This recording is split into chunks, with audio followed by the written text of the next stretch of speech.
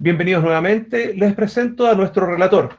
Nuestro relator es el académico José Norambuena, de formación ingeniero constructor, con un doctorado en ingeniería civil y un postdoctorado de la Universidad de Nottingham de Reino Unido.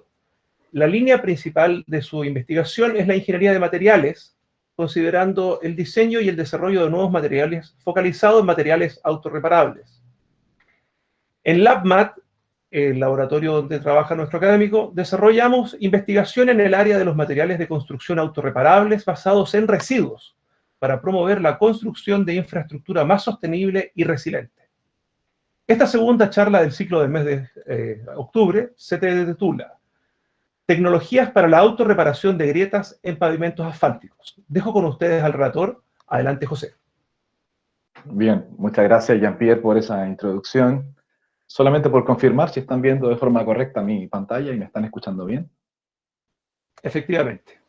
Ok, bueno, entonces buenos días a todos los asistentes e interesados en asistir a esta charla técnica. Agradecer a la Macrofacultad de Ingeniería de la Universidad del Biobío por la invitación a dar esta charla, este seminario, que aproximadamente tiene una duración entre 40 a 45 minutos de exposición. Bueno, para comenzar, empezar como todo con algunas recomendaciones, con algunas notas iniciales. Lo primero tiene que ver con que todas las diapositivas de esta presentación están en inglés.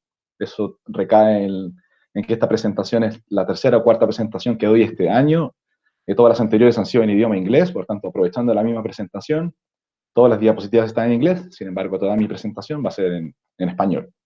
Y lo segundo es que la presentación está focalizada técnicamente en las tecnologías de autorreparación y no en sí en el asfalto como material. Así que más bien hablaremos en un contexto general sobre las tecnologías de autorreparación de asfalto, sin entrar en profundidad en lo que es la discusión del material en sí.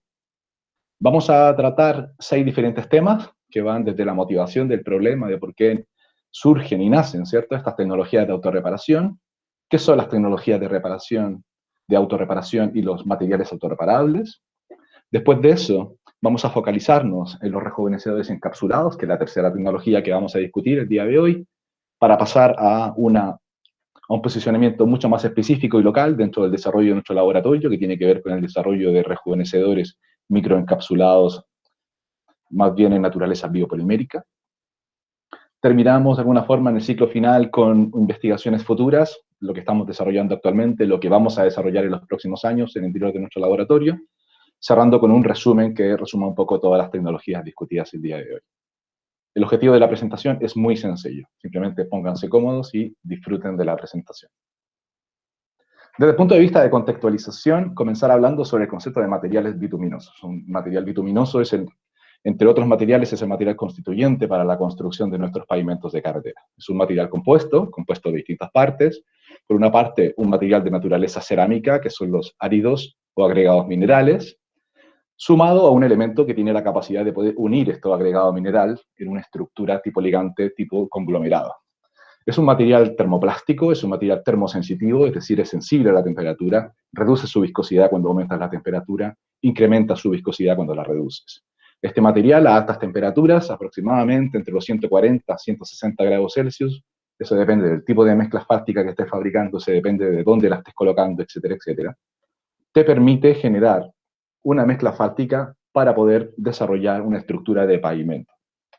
Esas estructuras de pavimento, que llamamos habitualmente asfalto, cuando las observamos en una carretera, se pueden utilizar para pavimentos, bien sea de una carretera circundante a tu casa, a una carretera un poco más sofisticada tipo autopista, o bien una autopista o una pista de aterrizaje en un aeropuerto. Lo que está claro es que es un material que se construye en masa, en grandes cantidades. Se extiende en una superficie, se compacta y posterior a su enfriamiento está lista para ser utilizada. Cuando hablamos de alguna forma de qué tan importante es este material para el mundo, podemos decir que solo a nivel local en Chile el 80% de nuestra red vial pavimentada está en base o está construida en base a este material. Cuando nos trasladamos a otras partes del mundo, encontramos que tanto Estados Unidos como Europa tienen mayores porcentajes de pavimentos en este material, en material asfáltico, pero además también tiene una red vial mucho más extensa que la nacional. Por tanto, sumando todo lo anterior, podemos encontrar que los pavimentos asfálticos son relevantes en todo el mundo, de carácter general. Desde el punto de vista específico, estos materiales, como todos sabemos, y como todo material, sufre daños en el tiempo. Esos daños podrían tener una explicación tremendamente específica si estuviésemos tratando un seminario solo de daños. Sin embargo, como es algo más general, un poco más filosófico el día de hoy, les puedo contar que los pavimentos, solo por la exposición al tráfico, combinada con las cargas medioambientales, en este caso condiciones medioambientales, como vienen siendo las condiciones del agua, las condiciones de temperatura, las condiciones de radiación, generan ciertos daños en los materiales, particularmente uno, ese material que llamamos anteriormente betún, o podemos llamar cemento asfáltico, o podemos llamar ligante. Eso depende mucho de con quién estemos conversando y en qué país estemos tratando. Acá en Chile le solemos llamar ligantes o cementos asfálticos. Ese ligante, ese cemento asfáltico, que es un material termosensitivo, como les explicaba en la lámina anterior, se rigidiza, se oxida, y producto de esa oxidación produce ciertas microgrietas en su interior. Cuando esas microgrietas no son tratadas a tiempo, esas microgrietas pasan a ser una grieta y luego eso pasa a llamarse una grieta superior o de alguna forma un daño en superficie presente. Esas grietas en crecimiento generan daños y esos daños desde el punto de vista de la circulación generan obstáculos. Esos obstáculos los conocemos como pothole en inglés o como agujeros o baches en la situación común de nuestras carreteras. Para dar solución a esta problemática, existen varias, desde la posibilidad de poder reparar localmente este daño, o la posibilidad de otorgarle ciertas propiedades al material, de tal manera que se generen reparaciones autónomas en el interior de él. Esas reparaciones autónomas dan vida al concepto de materiales autorreparables. Para seguir tratando este tema, antes es tremendamente necesario contextualizar de qué es la autorreparación en sí y qué importancia puede tener la viscosidad del cemento asfáltico en toda esta película que vamos a tratar a continuación. En la lámina de la derecha están observando un experimento súper común, se llama el Pit Stop Experiment. Es un experimento que está y fue desarrollado en la Universidad de Queensland, en Australia. Básicamente es una cierta cantidad de cemento asfáltico que fue posicionado en una estructura troncocónica con el objetivo de evaluar a temperatura de laboratorio entre 20 y 22 grados cuál es la capacidad que tenía este material de fluir por su propia gravedad. Este experimento, para que se hagan una idea, fue desarrollado o inicialmente diseñado en el año 1927. A día de hoy, se estima que las veces que de alguna manera esta gota ha caído por su propia gravedad no ha sido más de 2 veces en la historia. Sin embargo, hay ciertas teorías respecto al experimento que tienen que ver asociadas principalmente, ¿cierto?, a su alta viscosidad. Como por ejemplo que cada 10 o 15 años alguien ha observado la caída de una gota. Sin embargo, solo en una ocasión, esa caída de gota ha podido ser visualizada. En la imagen más pequeña que están observamos la imagen del profesor John Milestone, que básicamente nos dice, estoy observando esto con el objetivo de ver si soy capaz de que esto caiga. La verdad es que hay muchas teorías asociadas a eso. En conclusión, aparentemente, para que este material pueda fluir, necesariamente hay que aplicar calor. Y esa aplicación de calor es la clave fundamental de 2 de las 3 tecnologías que vamos a ver a continuación. Desde el punto de vista de la autorreparación, lo más habitual es que podamos pensar en que en algún momento nos hacemos una herida y automáticamente nuestro cuerpo reacciona frente a ese sistema y automáticamente nos sanamos. Esa sanación puede ser esa autorreparación que tiene esta herida.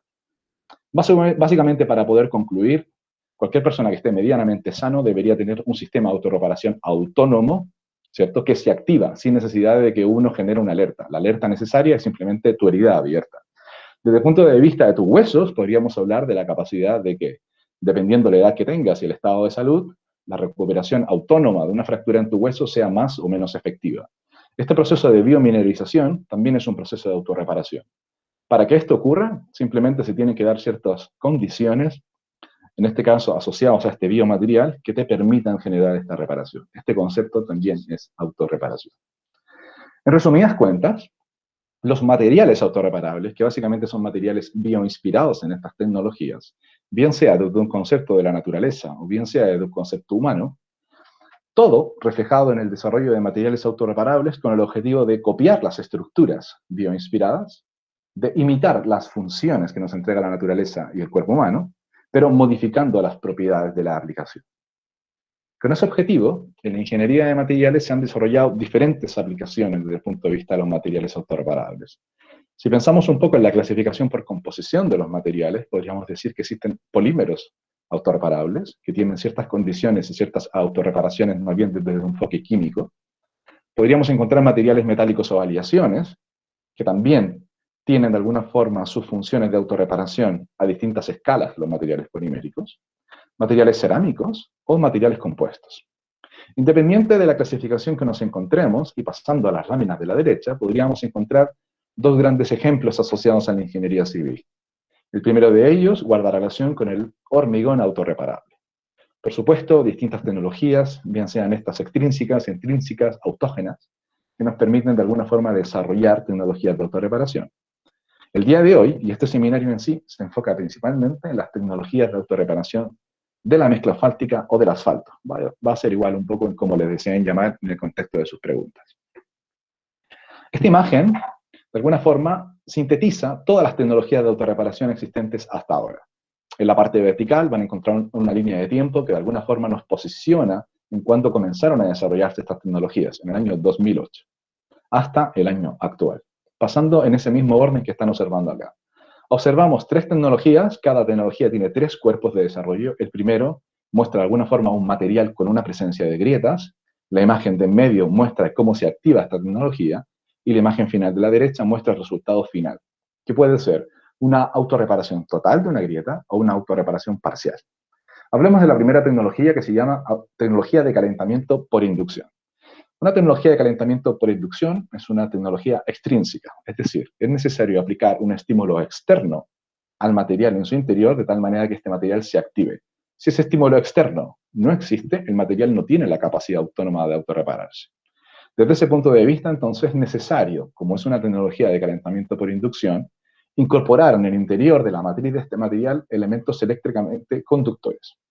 Desde ese punto de vista encontramos entonces una serie, luego lo vamos a ver, una serie de aditivos metálicos eléctricamente conductores, magnéticamente susceptibles, que nos permiten ser calentados de tal manera que ese calentamiento calienta el cemento asfáltico y reduce la viscosidad de este material, permitiendo que fluya por el interior de esta grieta. Como resultado final vemos entonces la capacidad de incrementar la temperatura de tal manera de que este calentamiento sea parcial o total. Una segunda tecnología un poco más reciente respecto al de la inducción se llama calentamiento por radiación microondas. Tiene un funcionamiento eléctricamente distinto, desde el punto de vista de la radiación electromagnética. No necesariamente tiene la capacidad de poder calentar cosas que son metálicas, sino que también tiene la capacidad de poder calentar volumétricamente, es decir, calentar cuerpos que no necesariamente tienen material metálico en su interior. De lo contrario, no seríamos capaces de calentar ningún pollo, ¿cierto? O el agua que nos calentamos en el propio microondas. Ese calentamiento, que básicamente es por las moléculas de agua que contienen estos materiales, se puede resumir principalmente en esta lámina. Entonces, de alguna manera, para incrementar mayormente y en un menor tiempo, o quizás de una manera más efectiva, el calentamiento focalizado del cemento asfáltico, también se utilizan aditivos metálicos en su interior. La investigación actual ha demostrado que no es necesario muchas veces incorporarlos. Inclusive, generan más daño de lo que pueden contribuir. Finalmente, encontramos una tecnología distinta a las anteriores. Acá no existe el efecto calor, ni tampoco se conoce como una tecnología de tipo extrínseca. En este caso, incorporamos cápsulas en su interior, cuya cápsula en su interior, en su contenido, contiene un líquido que denominamos rejuvenecedor. Para contextualizar un poco a la audiencia que no es especializada en esta temática, decirles principalmente desde un punto de vista químico, el cemento asfáltico es una emulsión o suspensión coloidal. Eso significa básicamente que se compone por distintas partes. Una primera parte, que nosotros denominamos principalmente en la ingeniería de los materiales asfálticos, le llamamos asfaltenos, hay otra parte que le llamamos maltenos.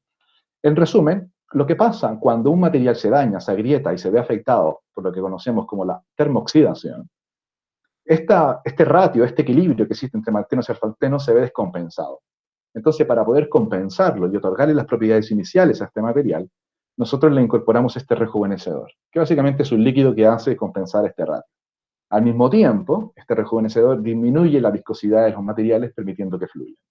Por tanto, incorporamos la cápsula, esa cápsula está en el interior de la mezcla asfáltica antes de ser puesta en obra. La grieta hace contacto con esta cápsula, fractura la cápsula, así como romper un huevo, libera su contenido y este contenido fluye y se mezcla con el cemento asfáltico para promover la autorreparación del material. ¿Cuál es el elemento de activación? El elemento de activación es la grieta, cuya grieta se genera bien sea por el fenómeno de agrietamiento interno o bien sea por el tráfico. Si observamos un poco la evolución que han presentado las tecnologías de autorreparación durante los últimos 12 años, podemos encontrar el crecimiento y el posicionamiento en el mundo. Esta tecnología nace en los Países Bajos, en Europa, se va desarrollando, se traslada a Estados Unidos, luego, de alguna forma, ahí en Reino Unido hay investigación en Suiza, hay algo en Italia, luego se va trasladando a China, y poco a poco China se va posicionando como un líder en todo lo que tiene que ver en el desarrollo de tecnologías de autorreparación. Observamos esta simulación que nos posiciona, que desarrolló uno de los estudiantes de doctorado de mi laboratorio, José Luis Concha, que de alguna forma nos muestra esta simulación de estas 452 publicaciones encontradas en la base de datos Scopus, que nos permite comprobar cómo durante los años, más bien a contar del año 2016, Chile, a través del desarrollo de nuestro laboratorio y de otros laboratorios nacionales, también se incorpora fuertemente en el desarrollo de estas tecnologías de cara al mundo.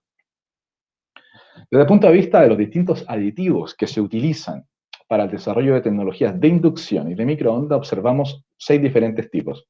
El primero de ellos, fibras de lana de acero. El segundo, virutas metálicas. El tercero, fibras metálicas, pero procedentes de residuos de neumáticos fuera de uso. Estamos hablando, en el caso de la viruta metálica, en el caso de la fibra, de residuos valorizados, de cosas que realmente están considerados como basura, que se han valorizado con el objetivo de otorgar un valor agregado a este desarrollo de materiales. Vemos arena metálica, también observamos estos polvos ferríticos, para terminar también con nanopartículas o polvos, ¿cierto? O de alguna forma partículas pequeñas de cobre. Todos estos aditivos han sido utilizados para promover el calentamiento en el interior de estas mezclas asfálticas. Actualmente hemos desarrollado diferentes proyectos de investigación, solo voy a presentar algunos ejemplos de ellos. Simplemente como no está contenido en la presentación y desearía nombrarlo, con lo que tiene que ver con los polvos ferríticos, actualmente tenemos dentro del laboratorio un proyecto de tipo Fontainebleau que lidera María José Varela, que estamos desarrollando mezclas asfálticas autorreparables mediante la utilización de polvos de alto horno procedentes de una siderúrgica Huachipato Cap. Obviamente es un proyecto ambicioso que tiene como objetivo utilizar y valorizar este tipo de polvos. En el siguiente video vamos a poder ver un ejemplo de lo que es el calentamiento por inducción. Esta investigación fue desarrollada en el año 2012-2014 en los laboratorios de materiales de LEMPA en Suiza y básicamente simplifica en este video muy corto lo que tiene que ver con la tecnología de inducción. Conforme vaya pasando el video se lo voy a explicar. Entonces comenzamos inicialmente generando una fractura en un material. Tenemos aquí una mezcla asfáltica con un 6% en volumen de fibra de lana de acero, que genera una grieta, efectivamente es una grieta efectiva, el material lo ha roto en 2 partes. Unimos estos 2 materiales por puntos de contacto, puesto que siempre es necesario que la grieta esté en contacto, o al menos existan puntos de contacto en la superficie de la grieta. La posicionamos bajo este elemento tipo coil de inducción, encendemos esta máquina de inducción para aplicarle calor a esta muestra, y en la siguiente imagen van a observar una cámara termográfica cómo va observándose el incremento de temperatura y cómo este calentamiento, dependiendo de la configuración de las fibras, puede ser homogéneo o no homogéneo. Posterior al calentamiento y a su enfriamiento, volvemos a tomar esta muestra, esto es de forma totalmente ejemplificada, con el objetivo de poder visualizar que efectivamente esa muestra, que en su inicio estaba separada y rota, ahora de alguna manera se ha generado un cierto nivel de sanado. Obviamente todo esto a nivel de laboratorio, nosotros lo cuantificamos mecánicamente, comparamos el valor de la fuerza máxima o el valor de un cierto parámetro mecánico antes y después de la fractura y el sanado.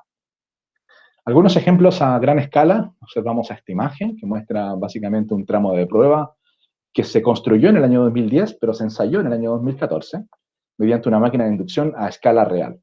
Lo que están observando, ese camión naranjo, es el simulador, el generador de inducción, y lo que están observando en la imagen inferior de color verde vendría siendo el prototipo portable de máquina de inducción.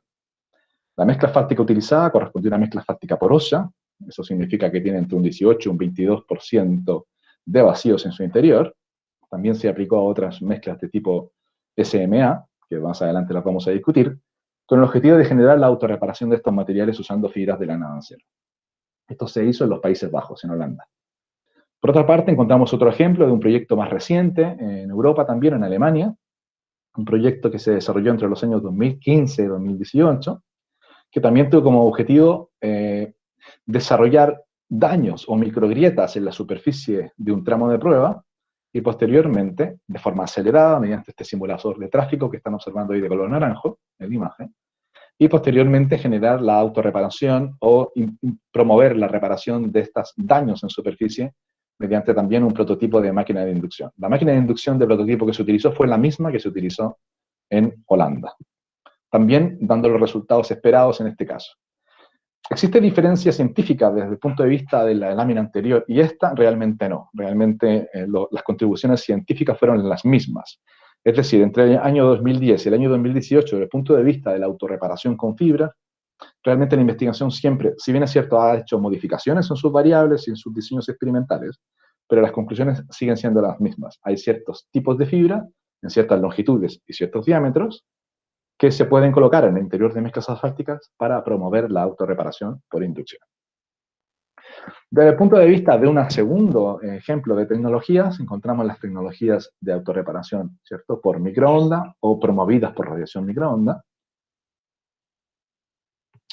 las cuales fueron introducidas en Chile en el año 2014 a través de un proyecto Fond de SID Iniciación que nos adjudicamos en el Laboratorio de Materiales y que tuvo como objetivo hacer la valorización de dos diferentes tipos de residuos en este caso. El primero de ellos fueron fibras de lana de acero, que en este caso fueron fibras de lana de acero recicladas, y en el segundo lugar, virutas metálicas. Estas virutas metálicas y estas fibras fueron incorporadas en el interior de mezclas asfálticas nacionales, técnicamente bajo un diseño 4A12 o de mezcla asfáltica 4A12, fueron fracturadas mediante un ensayo estático de 3 puntos, posteriormente se generó un ciclo de calentamiento a distintos tiempos de calentamiento usando un microondas convencional. Esto no es un microondas sin tapa, boca abajo, no, es un microondas convencional a distintos tiempos, generando distintos ratios de sanado. Esto es un proyecto que desarrollamos en colaboración con la Universidad de Nottingham y en el cual en su término también invitamos a colegas de otras universidades como la Universidad Católica. Desde el punto de vista de su estudio, observamos en esta imagen a la izquierda un 2% en volumen de fibras de lana de acero y en la imagen de la derecha un 8% de volumen de fibras de lana de acero. Como pueden ustedes observar, cuando uno reduce el contenido de fibras en el interior de estos materiales, aumenta la distribución, mejora la distribución sin capacidad de generar bolas, clústeres en su interior. O, de alguna forma, es una distribución más homogénea. En el caso del 8%, si bien es cierto, en algunas partes se alcanza una buena distribución, en otras zonas no se genera esta distribución de forma homogénea. Está comprobado científicamente que esa no distribución homogénea genera daños mecánicos en el material y dificulta la reparación. De hecho, es contraproducente y de hecho genera daños en los materiales más que generar una promoción o promover la propia autorreparación de este cemento asfáltico. Vemos a continuación otro video donde nuestro colega, profesor Erik Slangen de la TU Delft, nos muestra de forma muy esquemática lo que es el calentamiento por radiación microondas. También comienza desde un estado de fractura de un material, esto es una mezcla porosa o una mezcla quizá discontinua, lo que están observando. Se calienta dentro de un microondas convencional, se le otorga un cierto tiempo de calentamiento, no más allá de 40 segundos, con el objetivo de promover el sellado del material.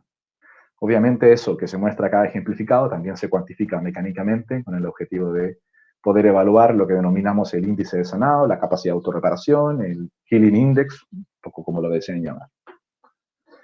¿Qué hemos desarrollado en nuestros laboratorios? Bueno, desarrollamos el primer estudio que comprobaba de alguna forma cuál era el tiempo efectivo que se necesitaba para calentar mediante un horno microondas, mezclas asfálticas. Se demostró que 40 segundos era el tiempo efectivo y más óptimo para alcanzar los mayores niveles de autorreparación, que es el eje vertical que están observando. Es decir, si hablamos de 0,8, estamos hablando del 80% de la recuperación mecánica inicial. Si hablamos del 40%, 40% de la recuperación inicial. Cuanto menos tiempo, se demostraba que habían menos niveles de autorreparación. Pero muchos tiempos también generaban ciertos daños en los materiales que no promovían necesariamente un alto índice de reparación. Desde el punto de vista de las grietas, muchos de ustedes quizás ya se están preguntando qué tipo de grieta y qué longitud y qué dimensiones debe tener esta grieta para ser sanada. Las respuestas a esas preguntas también están contenidas en las investigaciones que hemos publicado y guardan relación que eso depende también de alguna manera de qué tan conectadas están las grietas, por una parte. Segundo, cuál es el nivel de envejecimiento que tiene el cemento asfáltico que desea reparar. En palabras sencillas, cuál es el año que tiene de vida, ¿cierto?, esta carretera que desea sanar. Sin embargo, estamos hablando de grietas pequeñas, superiores a los 0,5 milímetros. Hemos sanado grietas un poco mayores, sin embargo, los niveles de reparación no son tan altos. Son siempre inferiores al 25% de reparación. Así que la recomendación es sanar grietas pequeñas, menores a 1 milímetro, mediante tecnologías de autorreparación por calentamiento. En esta imagen que están observando acá es un proyecto relativamente actual, 2018-2019, que desarrollamos con colegas del Centro de Investigación EMPA en Suiza, en colaboración con la Universidad Católica acá en Chile, en donde utilizamos fibras metálicas de acero correspondientes a neumáticos fuera de uso y comparamos esos resultados con virutas metálicas que ya teníamos más o menos calibrados en estudios anteriores, como les enseñé anteriormente. Incorporamos estas fibras y estas virutas en distintos contenidos. Hay que reconocer que inicialmente teníamos considerado los mismos contenidos y una vez desarrollamos los experimentos nos dimos cuenta que no era posible incorporarlos en iguales cantidades, principalmente las dificultades asociadas al mezclado de las fibras. Por tanto, fuimos incrementando los contenidos y en algún instante tuvimos que reducir esos contenidos para poder mezclar. Como conclusiones generales de lo que obtuvimos en este estudio de la radiación por microondas, les puedo contar que por un lado pudimos comprender cómo era su calentamiento y su distribución. De alguna forma pudimos determinar cuáles eran esos contenidos óptimos que otorgaban un mejor o un peor calentamiento, un mejor o un peor reparación. Por cuestiones de simplicidad, si bien es cierto, hicimos distintos tiempos y distintos contenidos, en la parte superior derecha de la lámina, básicamente el esquema de cómo esto se mide, pero si bajamos un poco a la parte inferior, a la lámina central, que muestra una fotografía infrarroja de un plato que contiene cemento asfáltico en su interior, y lo comparamos con el plato cerámico que contiene árido en su interior, vemos que las temperaturas que se valoran en blanco superior son distintas. Eso de alguna forma nos viene a decir que existen materiales que son más o menos susceptibles a la radiación microondas. Eso explica un poco el motivo de por qué incorporar elementos metálicos y en segundo lugar también explica el motivo de por qué mezclas asfálticas sin aditivos metálicos también se pueden autorreparar. En el gráfico inferior observamos en el eje vertical el índice de sanado de las grietas y en el eje horizontal distintos ciclos de sanado. ¿Qué es un ciclo de sanado? Básicamente son las veces que tú dañas una muestra y luego la vuelves a romper para volver a sanarla. Por tanto, hicimos 5 diferentes ciclos, a 40 segundos, ejemplificados en esta lámina. ¿Cuál es lo diferente científicamente respecto a la investigación que desarrollamos años atrás? Bueno, realmente en este caso lo que quisimos hacer fue darle más relevancia a las mezclas sin fibras para poder estudiar su comportamiento.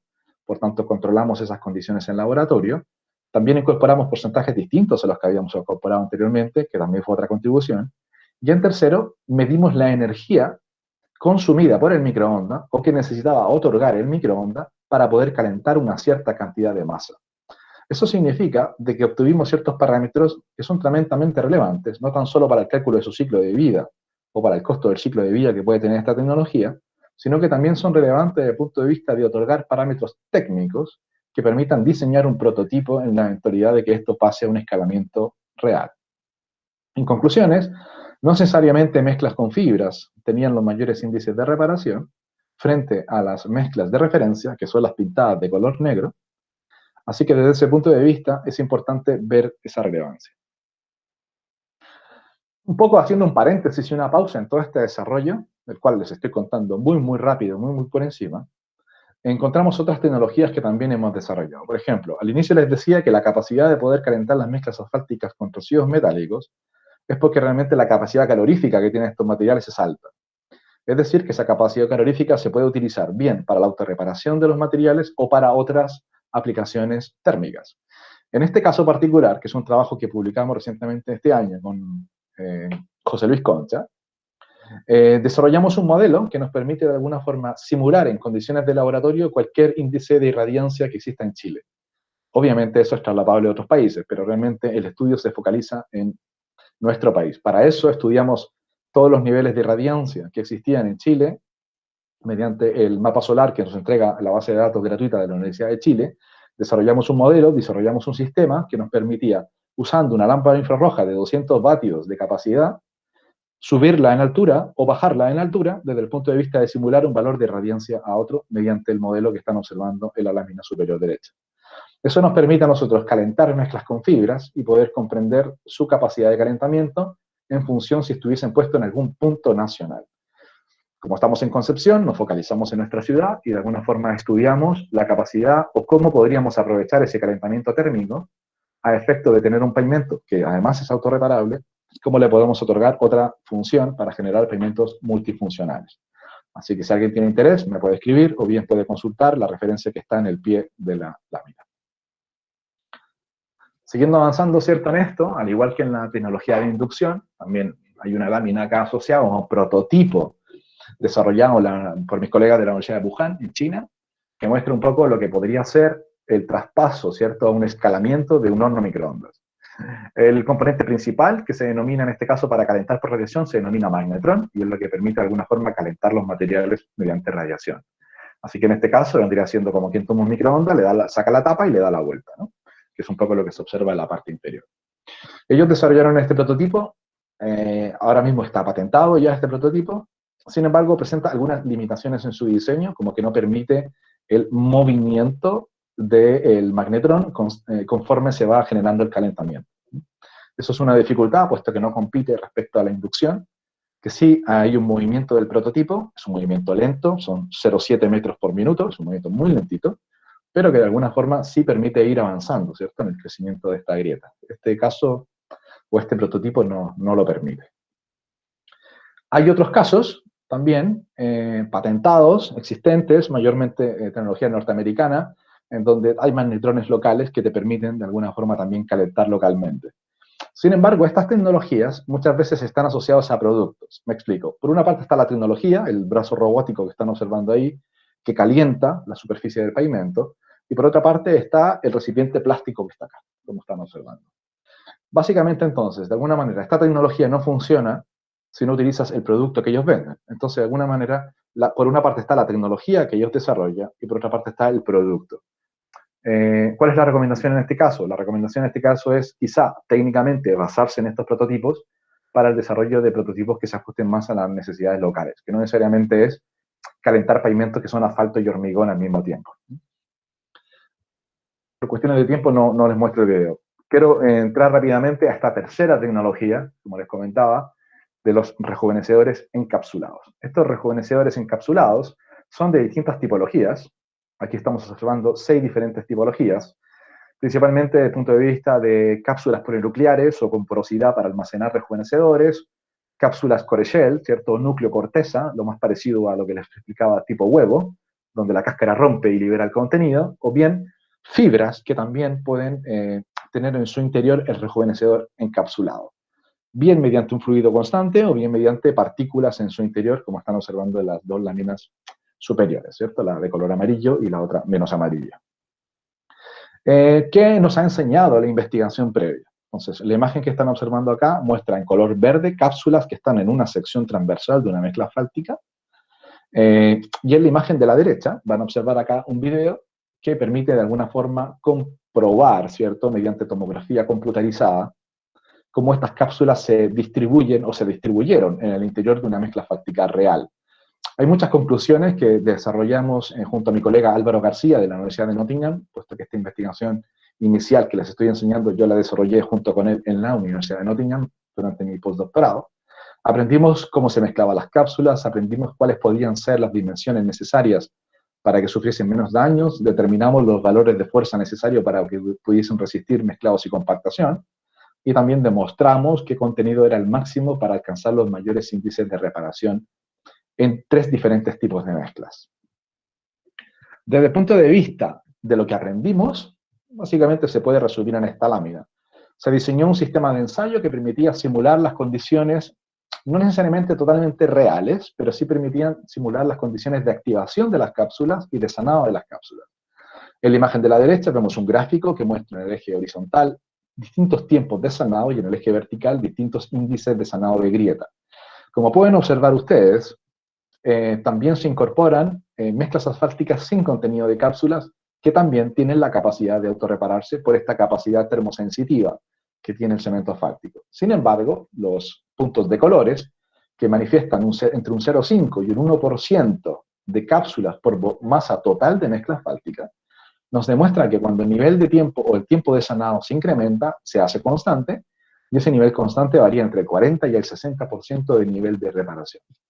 En la imagen inferior están observando 3 imágenes de tomografía computarizada del cilindro que está en la parte de izquierda, en donde observamos los puntos de las cápsulas, determinadas ahí por el nombre cápsulas, la grieta existente por generación del daño, y luego cómo esa grieta se ha sanado por efecto de las 2 cápsulas que estaban en el camino de la grieta. También observamos una imagen que muestra la activación de la cápsula por la causa del agrietamiento. ¿Qué estamos haciendo acá, localmente? ¿Qué estamos haciendo en nuestro laboratorio de materiales? Bueno, en nuestro laboratorio de materiales tenemos un proyecto maravilloso de 4 años de desarrollo, comenzó el año 2019, este año por situaciones de COVID se ha visto un poco más ralentizado, pero seguimos trabajando en ello, en el cual nosotros, en base a las conclusiones de la investigación previa, que de alguna forma determinaban que habían algunos rejuvenecedores tipo aceite de girasol, que funcionaban bastante bien como elemento rejuvenecedor, partimos de esa base proponiendo otros. Al mismo tiempo, también utilizando materiales poliméricos, bien sea estos sintéticos o no sintéticos, o procedentes del petróleo, o bien procedentes de bases o de biomateriales, nos basamos en esa aplicación para proponer otros biomateriales. Por tanto, nosotros acá en la UNMAD desarrollamos cápsulas o rejuvenecedores encapsulados mediante distintas configuraciones de materiales. En la parte izquierda están observando distintos tipos de biopolímeros. Dar algunos ejemplos: alginato de sodio, goma arábiga, lignina Kraft, aprovechando un poco las capacidades antioxidantes o de oxidación que tiene este material natural, el quitosano y la carragenina. Son distintos tipos de biopolímeros que utilizamos, o polímeros que utilizamos, como caparazones, como cáscara, como matrices envolventes de distintos líquidos. Esos líquidos son rejuvenecedores. Aceite de girasol reciclada, después de hacer papas fritas, por ejemplo. Aceite de motor, bien sea nueva o bien envejecida. Y también la promoción de 2 distintas alternativas de rejuvenecedores. El primero de ellos, un líquido licuefaccionado procedente de residuos de la biomasa. Y en un segundo lugar, un líquido pirolítico procedente de residuos tipo caucho de neumáticos fuera de uso.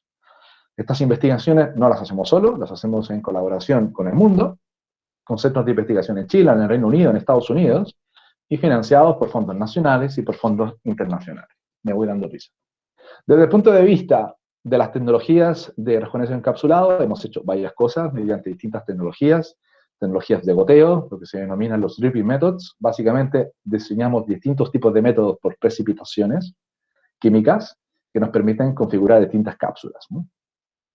También a esas cápsulas les hacemos distintos ensayos de caracterización. Esas caracterizaciones van desde la morfología, desde la capacidad química, desde su eficiencia de encapsulamiento, desde su geometría, de ser más efectivo o menos efectivo. Pero también hacemos cosas asociadas a su reparación.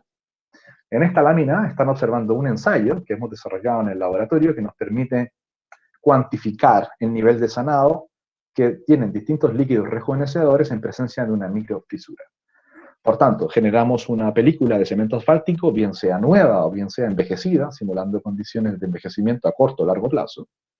Y esa microgrieta que está existente, que se muestra como esa línea fina en la imagen superior, nosotros le aplicamos una pequeña cantidad de rejuvenecedor en su parte de la entregrieta. ¿Qué ocurre con esto? Si observamos este video de forma acelerada, comenzamos desde una grieta, la que estamos observando mediante un microscopio de fluorescencia, y en este video acelerado nos muestra cómo esa grieta, conforme va pasando el tiempo, genera un fenómeno de capilaridad del material, y al mismo tiempo también, conforme pasa un tiempo máximo que depende de cada rejuvenecedor, va generando la reparación autónoma de la grieta en su interior. ¿Qué simula este fenómeno? Bueno, simula la capacidad que tiene el rejuvenecedor para sanar grietas, que es el mismo rejuvenecedor que estaría en el interior de las cápsulas. Es importante destacar que esta simulación no es de la cápsula en sí, sino del rejuvenecedor que está dentro de las cápsulas. Seguimos haciendo otras caracterizaciones morfológicas mediante microscopía. También comprendemos que es una cápsula polinuclear, por tanto hay distintos núcleos en su interior, como una imagen de letra G que se está observando acá en pantalla. Distintos núcleos, distintos, ¿cierto? Como si fuese un panal de abeja, que dentro de esos contenidos de panal tiene distintos contenidos de aceite. Por tanto, una vez esta cápsula es activada, puede liberar total o parcialmente el contenido que tiene en su interior. Es decir, funciona de forma distinta a cómo funciona una cápsula tipo núcleo corteza. Hay investigaciones recientes que estamos desarrollando tienen que ver con la utilización y desarrollo de líquidos pirolíticos, como les decía, la capacidad de poder desarrollar un rejuvenecedor mediante residuos pirolíticos. Esto se hace tremendamente relevante dada la problemática que tienen los neumáticos fuera de uso. Hay agencias internacionales, ¿cierto?, que se preocupan de estas necesidades. Sé que está por acá presente en sala un representante de esa agencia nacional e internacional también. Desde ese punto de vista, entonces, nosotros tomamos el residuo de caucho, lo pirolizamos mediante un proceso de pirólisis controlada para obtener un líquido pirolítico, que es lo que están observando de color negro en el interior de este frasco. Ese líquido pirolítico lo microencapsulamos para desarrollar cápsulas como lo que están observando en la parte inferior. Esas cápsulas las evaluamos bajo distintos parámetros de caracterización, pero también nos hemos encontrado con la problemática de estudiar y desarrollar emulsiones, que es lo que nos permite hacer cápsulas, estables desde un punto de vista químico. Entonces estamos observando distintos frasquitos, ¿cierto? Distintos tiempos que nos permitan de alguna forma evaluar el tiempo de separación que tienen las fases introducidas dentro de esta emulsión, de tal manera de recomendar un tiempo de fabricación. En nuestro caso hemos desarrollado, o de alguna forma hemos desarrollado cápsulas en un periodo de 2 horas, demostrando que durante ese periodo las emulsiones son estables, por tanto nuestra cápsula en su interior también es una cápsula estable. Seguimos avanzando con la caracterización de estas cápsulas y de alguna manera también tenemos otro tipo, ¿cierto? Otro escenario, en este caso por microscopía electrónica SEM, que nos permite comprender un poco cómo funciona esta estructura en su sección transversal, en su superficie, en su acabado, que nos permite comprender un poco cómo se va a mezclar, qué problemáticas puede tener en base a su diseño, y también la caracterizamos también, ¿cierto? Físicamente desde el punto de vista de su tamaño y desde el punto de vista de su densidad. Para hacer estas caracterizaciones necesitamos una muestra estadística significativa, generalmente evaluamos entre 100 y 120 cápsulas para poder determinar valores significativos en estos parámetros. Todas estas investigaciones están en contexto de investigaciones de distintos estudiantes que trabajan dentro del laboratorio de materiales y de investigadores postdoctorales que nos permiten desarrollar esta investigación. ¿Qué hacemos también desde el punto de vista de reducir el tamaño de estas cápsulas? Cuando hablamos de las cápsulas anteriores, hablamos de cápsulas entre 1 y 1,5 milímetros, que ya son más pequeñas que las que se han producido en otras partes del mundo. Desde ese punto de vista, cuando nosotros necesitamos pasar a cápsulas mucho más pequeñas, estamos hablando de la capacidad de generar polvo de harina en tu mano.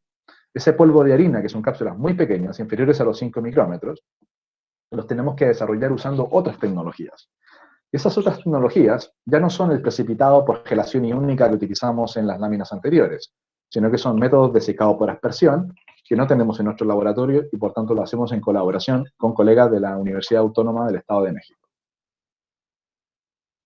Esas microcápsulas, como las que están observando ustedes en imágenes anteriores, son realmente un polvo o un tipo de polvo, y en la amplificación son realmente una cápsula Corechel tipo núcleo corteza.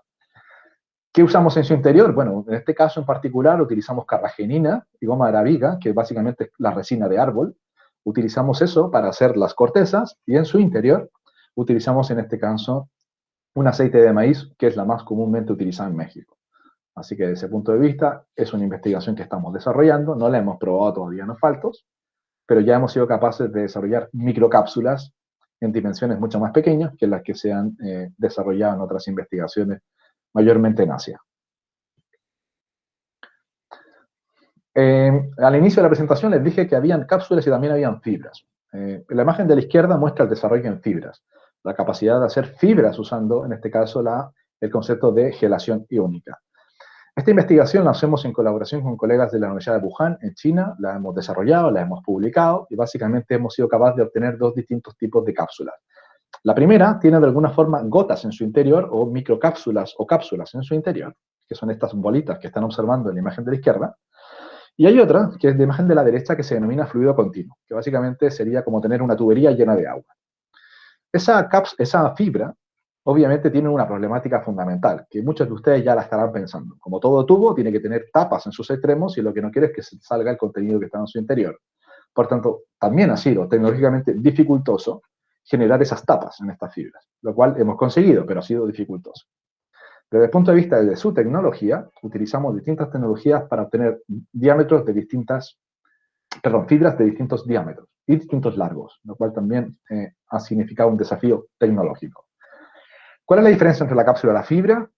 La diferencia fundamental y obvia es que la fibra te permite incorporar más aceite rejuvenecedor en su interior en comparación a la cápsula. ¿Cuánto más? Depende de la geometría. Pero hemos cuantificado que muchas veces hasta 150 veces más que lo que puedes incorporar en una cápsula. Problemas, sí, que es más grande y ocupa más espacio en el interior de una mezcla asfáltica, por tanto, tiene consecuencias mecánicas. En la imagen de la derecha es una investigación que tenemos en curso con la Universidad de Hertfordshire, en el Reino Unido, en donde estamos desarrollando fibras y cápsulas. Focalizados en las cápsulas, principalmente estamos desarrollando tecnologías para corregir en los diseños iniciales de cápsula mediante métodos fluídicos. Eso en resumen.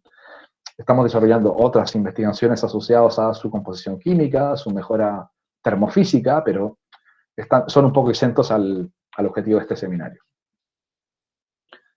Desde el punto de vista local, en Laboratorio de Materiales desarrollamos ambas tecnologías, cápsulas polinucleares porosas en su interior, desarrollamos cápsulas core shell con núcleo, mediante el control del vibrado de un microencapsulador. Por tanto, tenemos distintas configuraciones, podemos hacer cápsulas entre los 80 y los 1000 micrómetros.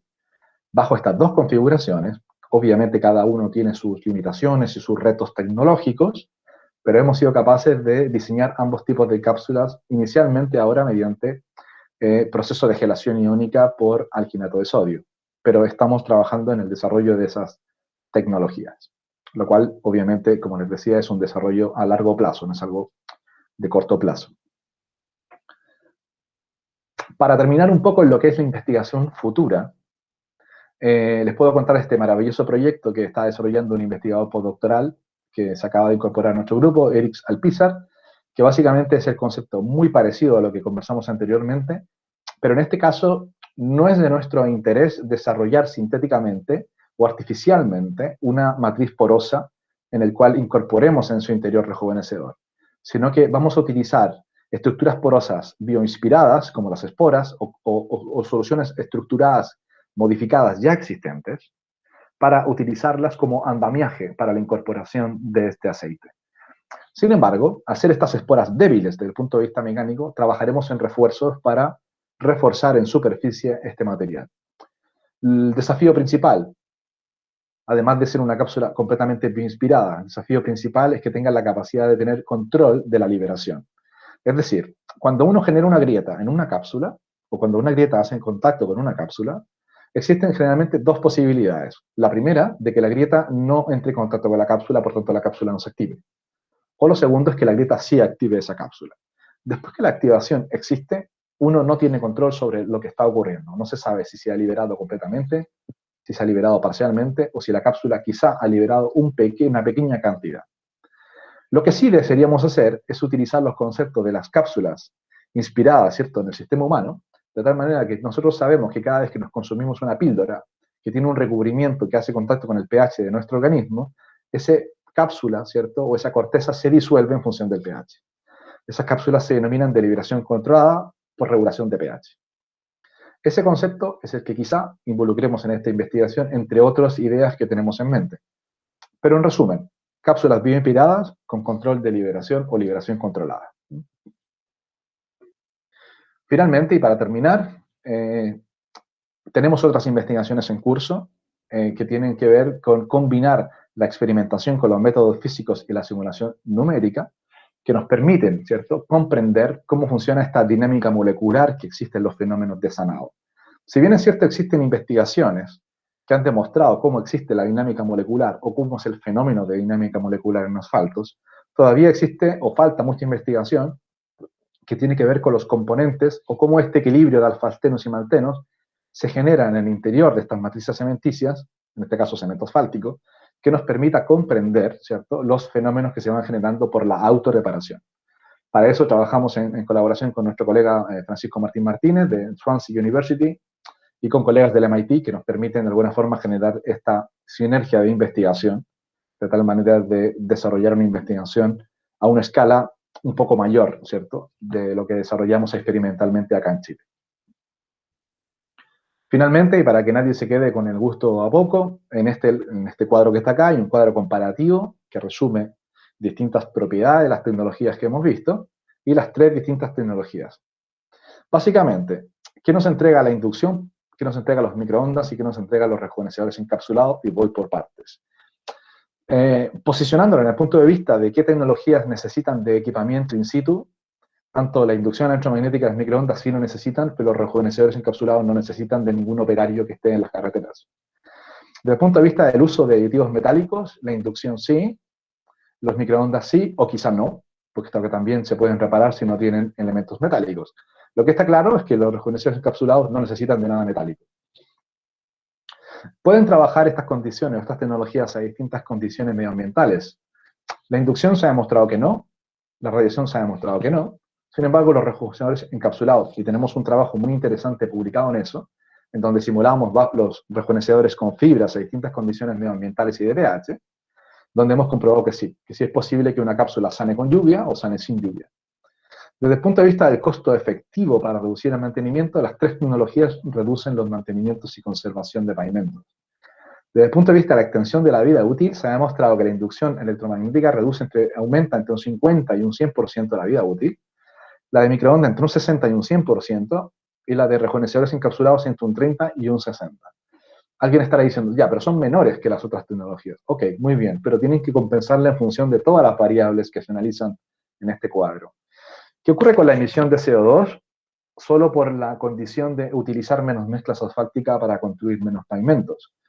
Se ha visto que la reducción de emisiones de CO2 en las inducciones reduce en un 40%, en los microondas reduce en un 50%, y en los rejuvenecedores encapsulados hasta un 60% de reducción, mediante algunos datos que hemos determinado en condiciones de simulación que no han sido publicados, pero están aproximadamente en un 60%.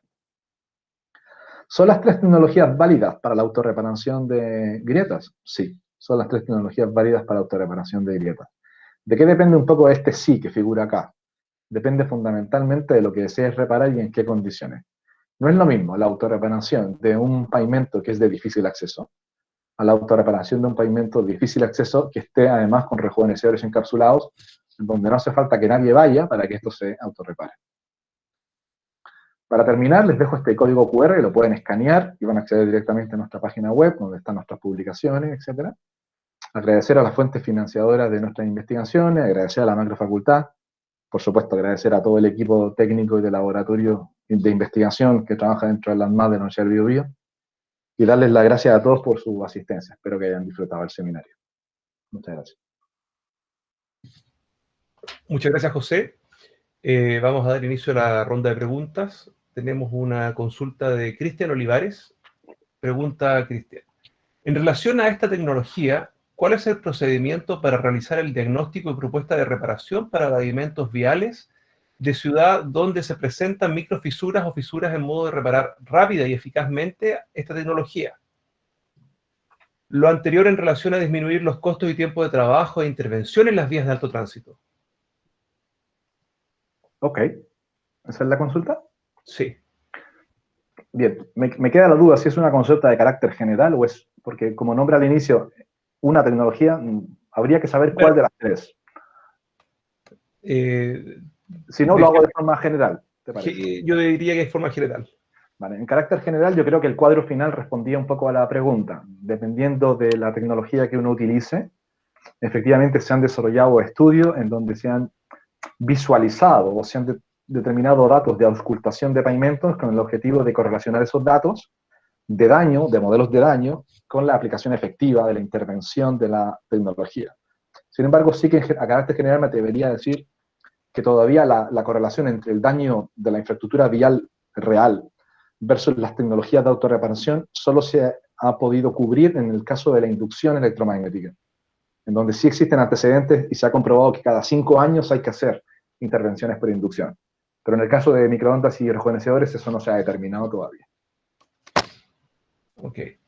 Tenemos aquí una consulta de Abraham Pinto. Consulta, ¿existe alguna investigación sobre catalizadores o aceleradores del proceso de curación de pavimentos asfálticos con el fin de disminuir el tiempo de sanado y por ende los costos en un proyecto de reparación? Muy interesante la pregunta, muy interesante, y sí, existen algunos estudios. De hecho, me refiero focalizando lo que nosotros conocemos y desarrollamos.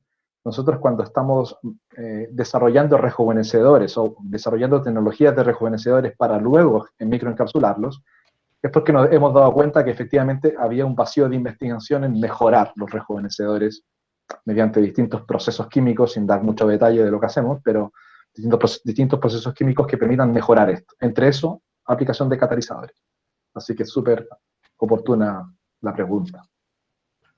José, mira, Felipe Nova consulta respecto de cómo se comportan estas cápsulas en presencia de sismos, si hay alguna relación, alguna cosa que pudiésemos aportar en eso. No es relevante para el estudio. sea, el momento de utilizar un sismo, o sea, me refiero, es una infraestructura vial, me refiero, toma relevancia como carretera en sí frente a un sismo, pero todos los aditivos que están en su interior no tienen relevancia frente a un sismo, desde el punto de vista. Simplemente se comporta como una piedra en el interior de un pavimento. Ok. Aquí tenemos a Paul Sandoval preguntando, con respecto a los rejuvenecedores encapsulados, ¿cuál es la esperanza de vida de estas tecnologías ya instaladas? Muy buena pregunta, súper buena. Básicamente, desde el momento que metemos una cápsula, ¿qué capacidad tienen de sobrevivir en el tiempo? Yo al menos así lo interpreto. La respuesta es, depende del material que esté hecho la cápsula. Si estamos hablando de un biopolímero, podríamos hablar fácilmente de la capacidad de poder sobrevivir 15 años. Si estamos hablando de un polímero sintetizado artificialmente, podría durar 50 años. Si estamos hablando de un polímero que está hecho en base a neumáticos fuera de uso, podría durar 150 años. Ahora, si eso lo relacionamos con la vida de una carretera, que no es más allá de 20 años, podríamos decir que independiente de la cápsula que uno incorpore, funcionaría frente a la aplicación. Otra cosa es de que estemos pensando en reciclar el pavimento que tiene cápsulas en su interior, en donde en ese caso no da igual lo que hayas metido dentro. Ok. Tenemos una consulta que se repite un poco entre Mijael Nalbandian y Rubén Tobar, que consultan respecto del envejecimiento del bitumen Sí. o ligante por el calentamiento, ya sea por microondas o por cualquier otra fuente de calor asociado a la ocurrencia del envejecimiento de este bitumen, si tiene algún efecto significativo. Una pregunta muy oportuna, me refiero. En ese contexto, hasta donde comprendo, el grupo que lidera mi colega Álvaro González en la Universidad Católica ha desarrollado un estudio que lo lideró Matías Fernández, no sé si está hoy en día aquí presente, pero en donde él comprobó el nivel de envejecimiento o daño por envejecimiento a corto y largo plazo, por ejemplo, de la tecnología de calentamiento por microondas. No quiero adelantar las conclusiones de su estudio, puesto que están sometidas a revisión, pero en palabras sencillas coinciden con otros estudios anteriores enfocados a la inducción, en donde estos calentamientos, al tratarse de tiempos cortos de calentamiento, no generan un daño significativo sobre el material. Esteban Silva consulta si existe actualmente alguna conversación con el Ministerio de Obras Públicas o el Serviu para incorporar esta tecnología en los proyectos de pavimentación en Chile. Sí, existe un convenio firmado, de hecho, con la Dirección de Vialidad, en donde ellos están comprometidos me refiero en el desafío de proyectar esta tecnología a nivel de un tramo de prueba. No es algo inmediato, es algo que está pensado para 2 o 3 años más quizá. Como les comentaba a lo largo del seminario, todavía hay muchísimos desafíos que tienen que ver con perfeccionar las cápsulas para estas aplicaciones muy agresivas, como es la construcción de un pavimento. Pero sí, en resumen, existe apoyo, digamos, interés nacional en este tipo de tecnologías, al menos en el nivel de un prototipaje a escala. Emanuel Bertalot, aparte de felicitar por la presentación, consulta respecto de cuál sería la tasa de empleabilidad de las cápsulas o cuántas veces podrían cumplir su función una vez ya activadas. Entiendo. Ok. Muy buena pregunta. Gracias, Emanuel, por la pregunta. Básicamente hay 2 tipologías de cápsulas mayormente utilizadas. Una son las cápsulas porosas polinucleares y otras son las tipo core shell. Las tipo core shell son un solo disparo, o sea, una vez se activa y se rompe, se rompió y ahí quedó. Se utilizó o no se utilizó. Pero las cápsulas polinucleares sí hemos demostrado que, dependiendo del nivel de esfuerzo que tenga su superficie, funcionan como una esponja. Entonces, en el momento que tú presionas una esponja con agua, si la presionas mucho, libera todo el agua, si la presionas poco, libera una cierta cantidad. Es decir, las cápsulas polinucleares pueden ser usadas más de una vez, siempre y cuando la grieta pase por el mismo lugar de la cápsula. Ok. Bueno, habiendo terminado la ronda de preguntas, queríamos dar las gracias a José por su presentación. Gracias a ustedes. Y, por supuesto, se agradece la asistencia de todos los presentes en nombre de la Facultad de Ingeniería y del Grupo Macrofacultad. Muchas gracias. Muchas gracias a todos. Que estén muy bien.